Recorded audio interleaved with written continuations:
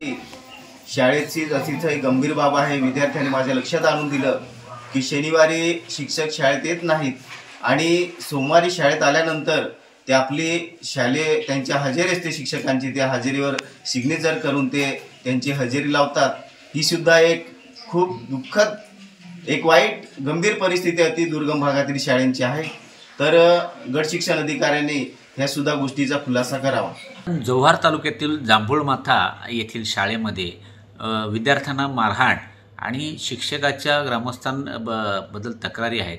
नेमकी काय कारवाई करणार आपला विभाग?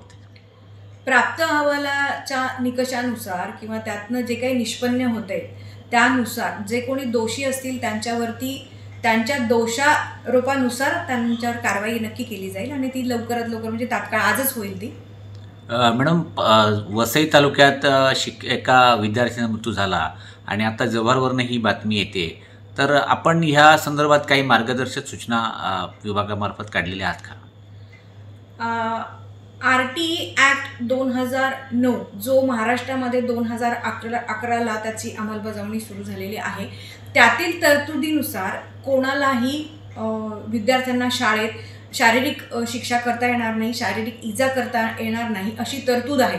त्याच्यामुळे हे RT ॲक्ट हा सर्वांना माहीत आहे, तरीसुद्धा आमच्या विभागामार्फत या घटनेच्या अनुषंगाने आम्ही स्वतंत्र पत्र सर्वांसाठी काढलेलं आहे, सर्व संस्थांसाठी, शाळांसाठी, म्हणजे सर्व माध्यमांच्या, सर्व व्यवस्थापनांच्या शाळांसाठी हे पत्र काढलेलं आहे की RT ॲक्टच्या सर्व तरतुदींची किंवा सर्व जे काय आर्टिकल आहे त्याची सर्व अंमलबजावणी होणं गरजेचं आहे।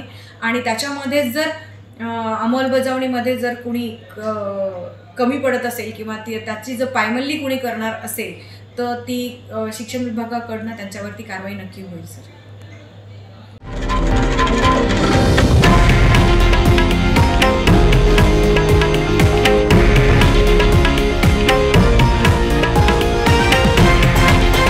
हे आहे देशातील नंबर 1 न्यूज नेटवर्क आणि आपण पाहत आहात TV9 मराठी, एकमेव।